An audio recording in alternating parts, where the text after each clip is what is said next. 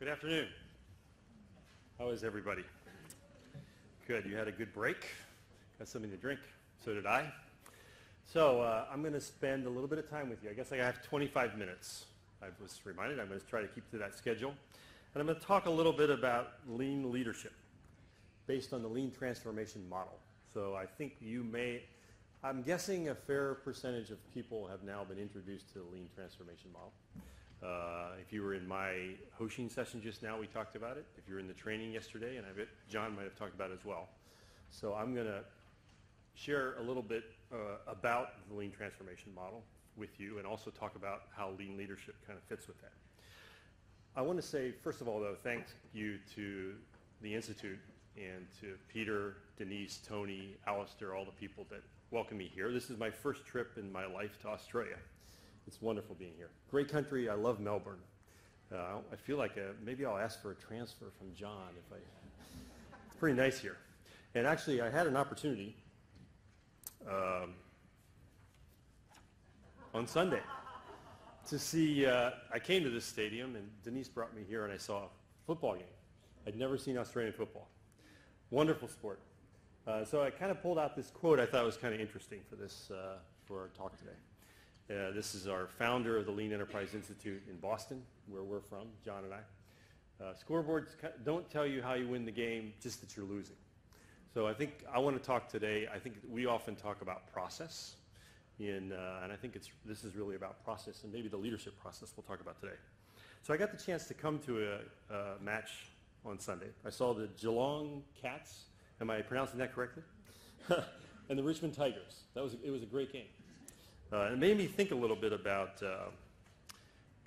football, so I'm a big American football fan too, but it made me wonder which sport is really lean. American football is not so lean, is it? It must be all those, like Denise says, all those meetings they have every 2 minutes. Anyway, I like both, and I realized I needed to get international TV now, sports TV, so I can watch Australian football. So anyway, that was a great cultural opportunity for me. I appreciated it. So I'm going to start my presentation this morning, talk a little bit about the lean transformation model. I'll spend just a few moments on it because perhaps you haven't heard a little about it, but at the Lean Enterprise Institute, our mission is really to make things better through lean thinking and practice. And I think I saw that, actually it's right over there, lean thinking and practice. That's the theme, I think, of this summit as well. And so we think a lot about how can lean make things better for the world. I think John and I spent a lot of time in Toyota, and this kind of got into our blood. So this is kind of our mission, so to speak. And I think we feel in some respects we're missionaries. So we're here in Australia as missionaries and trying to spread the word. So in the course of our discussion about how to do this, we thought it might be good to put some framework around that thinking. And we decided to make a house out of it. I don't know, some people may have seen or heard of the Toyota, the TPS house. That's existed for quite a while. We decided to create what's called the Lean Transformation House. But it's fundamentally 5 key components that looks at what problem are you specifically trying to solve in your company. That's at the top of the house. And then how are you using process improvement and capability development? How are you combining those 2 pillars to address that problem? And what responsibility and role is management taking, and what kind of management systems do you have to support that transformation? And finally, what's the basic thinking or mindset? So it's basically those 5 fundamental components that we believe if you look at deeply, you can kind of analyze any lean transformation. So today I'm going to talk briefly about a specific example of an organization that we have worked closely with, GE. LEI does a small number of relationships, what we call co-learning partners. These are organizations that, we're a nonprofit institute, but we do collaborate with a few organizations to research and understand their journey through lean transformation. So I want to talk a little bit about them. And these are the 5 fundamental questions, just those transformation questions, which I just laid out. What's the problem you're trying to solve? How are you going about improving the actual work? How are we developing the people? What role is leadership taking? and then what is the basic thinking or assumptions. So I think John will probably talk a little bit more at length tomorrow morning about this. But I want to, I guess, as I said, I want to talk about a specific example today, kind of built around this model. So the example is GE. I think probably most people globally are familiar with General Electric. They're one of the largest companies in the world. They employ 300,000 people. Their 2010 revenue was $150 billion. So a pretty well-known company. GE made a pretty important decision about 5 years ago in that one of their smaller divisions, GE Appliances, it's located in Louisville, Kentucky. It's in the center of the United States. They decided that they would bring all of the manufacturing of their appliances from China back to the United States. They made this decision. It was kind of an interesting decision they made. They originally tried to sell the division and no one wanted to buy it. And then they dabbled a little bit in lean, which is, I think, a new thing for General Electric. And I don't think typically their name has been associated with this movement. But they dabbled in it and they saw some small results, and then they decided to make a big step. They decided to bring everything back to Louisville, Kentucky. And so this is the site that they brought their manufacturing back. They invested $1 billion. That was a big decision. And set up, kind of reestablished manufacturing operations. So this was a site that had employed close to 25,000 people in the 1960s. And it actually went down to about 1,500 people about 5 years ago. They've now invested, this slide says 1,300 new jobs. That's actually going up to about 5,000 new jobs as a result of bringing back pretty much all of the kitchen appliances that you might have in your kitchen. They now produce refrigerators, ovens, water heaters, dishwashers, washing machines at this site. I want to talk a little bit about, so this just kind of backdrop, but this is about leadership. So I want to talk about a specific leader in this organization and how kind of the change that leader went through. So in our collaboration, kind of to put this into perspective, as I said, of the lean transformation model, we looked at the problem of what are the and their problem, of course, they had a lot of, as you can imagine, very big global problems. How do we bring back manufacturing? How do we bring back all this manufacturing? How do we hire and train all the people to produce the product? How do we get the right management in place? But within the context of that, we looked at a specific problem, which was an important problem for them, was how do we produce their bottom freezer refrigerator. Everybody familiar with the bottom freezer refrigerator? Has the freezer on the bottom. Very popular brand right now in the US. How do we make that at a profit? Which means how do we reduce costs in that area? So a good portion of LEI's collaboration was looking at, researching, helping them establish a model area in refrigeration in what they call Building 5, where they built these refrigerators. And we also focused on managing development. So that was kind of the problem they were trying to solve, to be back to the lean transformation model. That was the first question. So so that question came up yesterday. We did a training class on the lean transformation model, actually. And the question came up is, where do you start? In this case, we started with the work. We focused on the problem, and then we focused on improving the work. And in this case, this is a picture of their final assembly line where we set up, took kind of great care for designing each job, tried to make it simple for the operator, put in an andon, and allowed the operator to pull that andon with support from team leader as needed. So initially we focused on that area.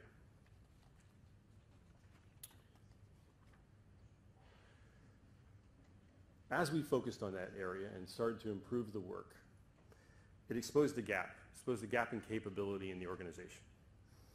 And we realized that there probably needed some leadership development because they couldn't support they were running refrigerators at about a 33-second takt time. And they couldn't respond to all the problems that were coming up in the workplace. So we could have started at the team leader level. We decided that it was important for the leader of the organization, this is the organization, the plant manager, her name's Marcia, to start with her development. So when I was in Toyota, I had a boss. His name was Mr. Oba, and he used to always challenge me. He would say, "Show me that you have developed one person." You know, in Lean, we often talk about people development as being really important. But he would always challenge me, show me that you can develop one person. So in this case, we focused our development on Marcia. It's not something that you can measure. I think we always look for measurements. You know, it's demonstrated through changes in behavior, thoughts, what a person says and does. So I want to talk a little bit about Marcia. I'm going to let Marcia kind of share her story a little bit too. In a way, you know, it's possible we could have started somewhere else, but I think we really felt the bottleneck here was getting the leadership of the entire plant, she runs a plant of about 1,000 people, engaged and leading problem solving on the shop floor. So let's share her story. This was Marcia's development plan. So we felt it was pretty important that she get a fairly deep understanding of the actual work. It was interesting this morning to see that the CEO of MAS Holdings was on the shop floor actually making products. We felt it was important that Marcia, she was fairly new to her position, understand the work itself and understand the team member struggle. So we designed a development plan in collaboration with General Electric that looked at training through hands-on activity, training Marcia in standardized work, problem solving, and operations management. I think I'm going to show you some videos that some kind of some testimonials from Marcia. I know there are a lot of people here that aren't from manufacturing in the audience, and I think you'll see that a lot of the learning applies in pretty much any industry. So, if I could start the first video, this is how Marcia looked, kind of what she learned about factory. Three things that we're working on right now in our bottom freezer refrigeration plant. First and foremost is standardized work. I have a huge appreciation for standardized work, especially as a quality leader, because you can't have good quality if people don't know how to put things together. It's the rules, it's the information that we give employees to be successful. And so we worked on standardized work quite a bit, and we put some great documents together. And I would have said that we had great standard work. And then probably just about, I don't know, 2-3 months ago, we had a quality issue on the floor. We had put units on hold and all of this, and so trying to find root cause, out to the shop floor, went to the job, and I talked to the person at the operation where we had a problem. And the leader there, the salary team leader said, operator wasn't following standardized work. It's like, okay, so why wasn't operator following standardized work? Well, new operator, had trouble understanding what we were teaching, and said, yeah, they're all blaming the operator, right? So, okay. So I took the salary guy went over to the operator and said, tell me about your job, tell me about standardized work, and I had the document right in front of me. And so the person starts to describe their job, and it doesn't match anything that's on this document, by the way. And so I'm sitting there and I'm looking, and the guy who owns the standardized work is getting on, but you're supposed to do this, remember we talked this, and they're kind of going back and forth, and come to find out, what the operator was doing was what was easiest for him to be, because the parts didn't go together right. The job had changed a little bit, that standard work wasn't updated. So a lot of issues going on, and it gave me an appreciation. You can have a shiny, bauble out on the floor, right? You can have this pretty document. You can have things that look great, and you can show it to people. You can show it to Kevin when he comes to the factory, and you go, yeah, hey, this looks great. But bottom line is, if the operator, one, doesn't understand standardized work, doesn't believe in it, doesn't have a value and appreciation for it, or two, the work does not match what's on the document, then you don't have standardized work. And that's the message that I'm really trying to drive home with the folks on my team.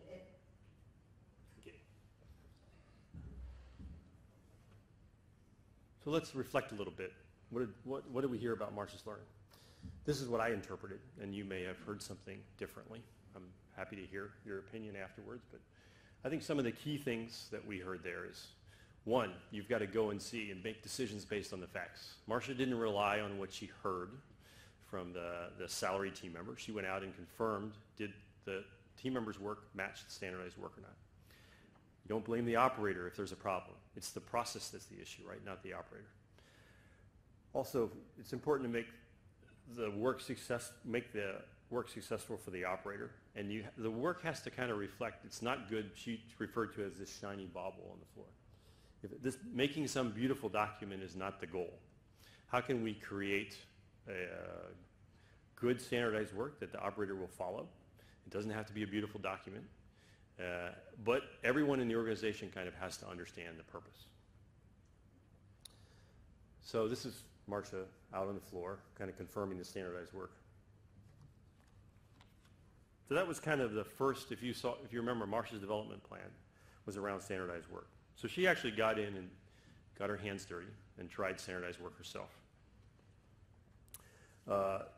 Next specific learning point was around problem solving. It was about her problem solving, but also about her coaching skill. So if we could play the video, please. So at GE, we love solving big problems, right? Everyone wants to have their name associated with the $1 million project that's out on the floor, and that's what people gravitate to. And so we teach your entire career how to be great problem solvers using Six Sigma, Lean, all the tools. We teach you everything that you could possibly know. And so we send people out there to go find these huge projects. So that's what our manager, everybody wants to talk about. Well, in reality, what I found is you do need some resources on big projects. You don't always necessarily have to spend a lot of money on the big project, but it's projects that are going to take more than 3 months, so forth, these big projects. But those really are few and far between. So if you look at a cycle, big projects kind of look like that.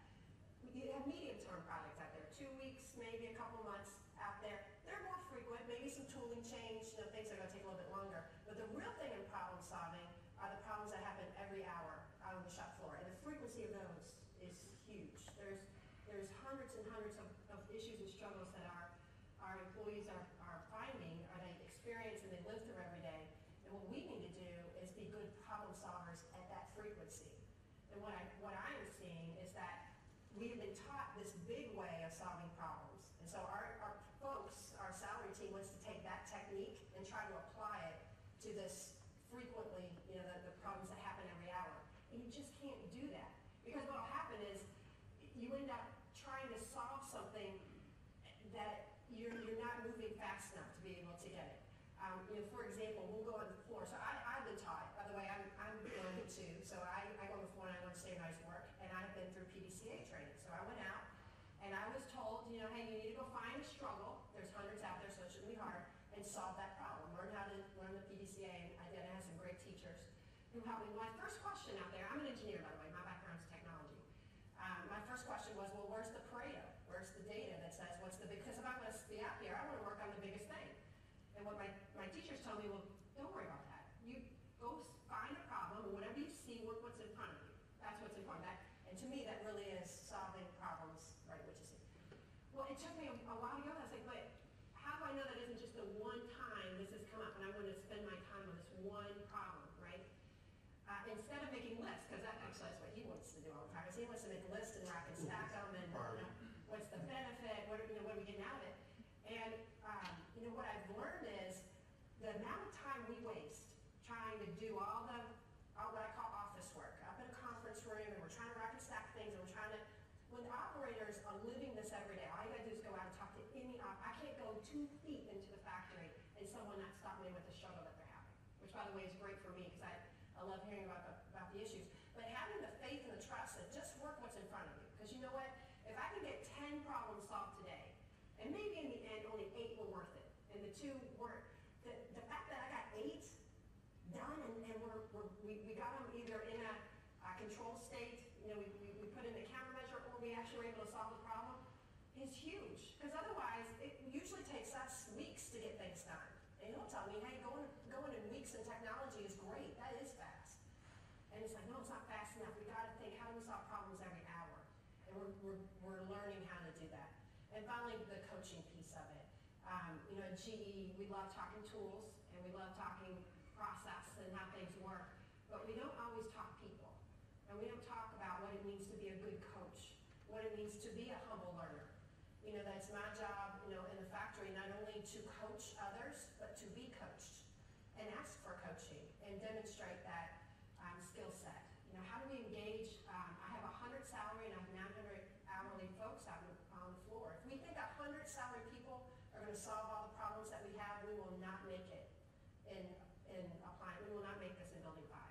And I want to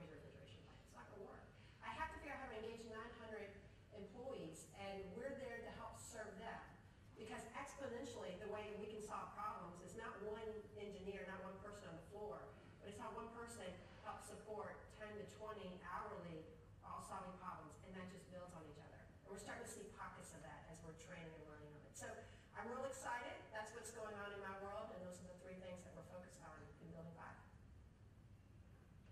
Okay. So I think a lot of really good insights that Marcia shared. It's interesting to hear a GE person talk that way, to be very honest. And John and I have been working with GE for a while now, and I think we're seeing some really nice changes happen. But let's look again at her learning points, just real quickly. Companies tend to focus on big problems. I think this is pretty common, but struggle to tackle that day-to-day problem solving. So they get into that, what I call Pareto paralysis, where they want to solve that big problem. How can we get more into a habit of solving those problems day to day? And if you can solve 8 of 10 problems, you don't have to solve every problem. Can we get something off the list? And I think there was also some good insights regarding her coaching. So this was about leadership, this presentation. And she said it's important, I think, the most important insight she gave me there was that it's important to be coached as well as to coach. I think too often leaders see themselves only as a coach. It's important to be a learner as well. And how do you engage all those people in problem solving? So this is Marcia on the floor, trying to coach and be coached. So one final portion, and this is really kind of how do you set up the management system? There has to be a management system that supports the organization. And she talks a little bit about how they move from chaos to alignment. So if you could play the video, please. Our journey was one starting with the intention of going full board with these lean concepts, and what we found ourselves in was firefighting mode. We took everybody in the building, that whether you were technology or sourcing, it didn't matter, and say, come out, help us make a refrigerator. And we did that for about the first 6 months, making sure that we made a good quality product. When our refrigerators going down the line, most of the time, in those early days, the line was stopped more than it ran, and we had more problems than we knew what to do with. And so, we have with good intentions of, again, trying to follow good problem-solving culture involving the operator, you get to a bit of a panic mode when you've invested that much money and your CEO is expecting to see a lot of product come out the back door. And so we revert back into just anybody doing everything they can to get a unit out the door. So we did start solving problems. It took us longer, but as the journey went on, we found as the processes started to get a little more stable, you could start to see flow in the factory. Our people were still acting as if they were in firefighting mode. And so you still had engineers and you had everybody on the line just kind of in a chaos mode, not really understanding roles and responsibilities, not understanding who was supposed to do what. Everybody, I kind of joked with folks, I said, it's kind of like little kids in a soccer field. Wherever the ball is, wherever the problem is, that's where everybody was going. And so every day was something different. And while the flow of the product, you could see the material flow, you couldn't see the flow of the people. You couldn't see the flow of the problems and understand really who was doing what. So Matt and I actually got together and said, we need to change this. Kevin mentioned I have 40 engineers out in their factory and we can't find them. They're doing something. People are coming to work with good intentions. They want to do the right thing. But how can we be more respectful of their time, and how can we be organized in the way we want to work?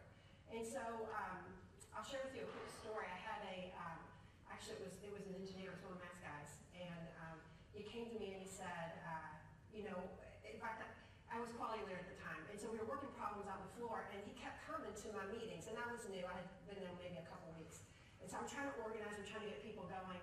And we said, you know what, we're gonna work on the most important thing, and you're the guy that I need to go do this. And because you know the most about gaskets or whatever the problem was that we had. And he goes, oh no. He said, I can't work on that. He said, I'm a cost out engineer. He said, I'm not a factory engineer. I don't work on making the factory better. I said, but you know the most about this particular design, don't you? And he said, well, yeah. He said, but that's not the way I measure. He said, that's not going to help me in my review, at the end of the year. And I was like, okay, time out, yeah. If you're the best person, sound like our engineer. Who does the review? Yeah, exactly. I said, well, hang on. If this is the most important problem that we have, and we are trying to create this lean culture, and we had our mission statement, we have an appliance performance system that this is the way we want to work. We all have to believe that. And so we got together and we said, we need to change our behavior. So the operator's the center of what we do, then we as the salary team need to be organized around the operator.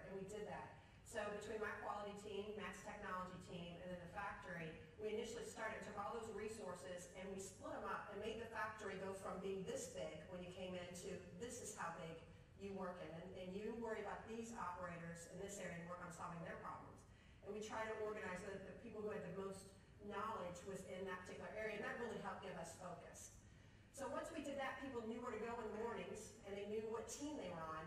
We realized very quickly we have to change our metrics as well, because we can't have someone saying, well, I am just cost out, I am just quality, I am just safety. It doesn't work that way, because then you get into unproductive fighting between folks of my project's more important than your project, or hey, that person, add a person to the line, you look at the cost, that's so small compared to, you know, a cost out project or something. Well, in the factory, I'll never win that battle, and so we're just going to keep adding more people to be able to get cost out of on a different measure. So if you only measure yourself financially, you're not really going to drive the behavior, you're not going to drive to the vision that you want to do. And so we agreed that, you know, we're going to have 6 common metrics. Everyone's going to be measured. Success metrics will be the same. And we were able to get a ton of organization around folks, and we prioritize safety first. Okay, so just a couple more moments. These are the things that I think I learned from Marcia, that you have to have clear communication between functions. I think the gentleman who was sitting right next to her was from engineering, if you couldn't tell. And initially they did not have clear communication, obviously. Measurements have to focus on the overall business. They were focusing only on their silos, and that was exhibited in the behavior of the team members, which was reinforced at one time by management. And it can't just be about the financials. You know, they prioritize safety first, which was a big change for them. So maybe just in summary, these I think were some of the overall points we heard for leaders. One, I believe leadership has to be demonstrated by the facts, understanding the facts. We saw that in multiple situations in her explanation, I believe. The need to be a coach and a learner. I think it also seemed pretty important that the leadership, and I think most of you are leaders in this room in some form or another.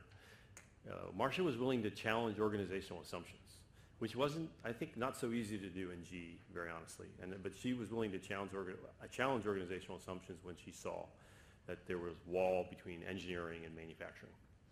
And I think also she felt it's her responsibility to motivate the organization towards what we call true north, some ideal situation, and create an organization where problems can be brought to the surface.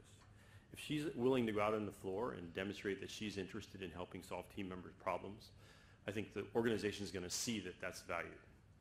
So this is a slide, maybe just to kind of wrap things up, this is a slide that our CEO, John Shook, often shows, and he'll probably show it sometime during the course of tomorrow morning, but it's meant to be a representation of how management's responsibility is really about getting the job done and developing the people. And how do you accomplish those at the same time? So I'll leave you with just some parting, can't get to my last slide.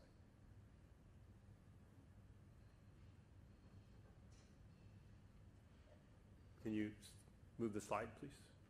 Oh, thank you. Just some closing things to think about. Some of the things that I think are good questions to think about as you think about your role as a leader and a coach in your organization. Think about some of these questions.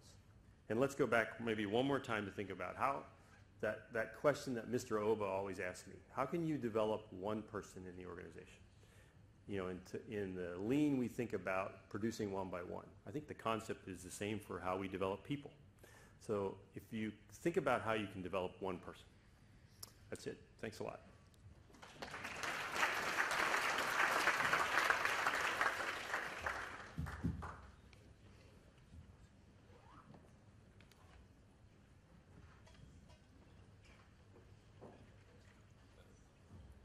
Because there's a session at the end, we're not going to take questions at the end of each talk, but there'll be an opportunity in the panel. Well, obviously, it's my pleasure now to introduce David Parkin. I have to admit that I'm not a sports enthusiast. I'm probably the only person in the room who doesn't really know who he is. But I understand that he's a football coach in Melbourne and a local legend. I think that's entirely correct. Speaking as a medical practitioner, Australian rules is one of the great bonuses for orthopaedic surgeons. You know, there's something there's something about that forward motion and a twisting thing that just has developed the expertise in repairing knees in Australia unlike any other country. So that's really a tremendous bonus for the medical profession. Footy is just fantastic, and we have these remarkable sports therapy places all over Australia that, you know, BMW dealers all over Australia are delighted at the investment that Australian rule footballs has made in their well-being. So it's a pretty good thing that we're going to be doing today. But David is not only a football coach, he's also an author, and I'm able to tell him, if he didn't already know, that if he, next time he goes to Europe and goes to the British Library, which is the repository of all published work in the English language, if he says that he's a published author, they'll give him 3 years membership. So this is one of the great opportunities that authorship brings to all of us. So, David, it's a pleasure to have you here.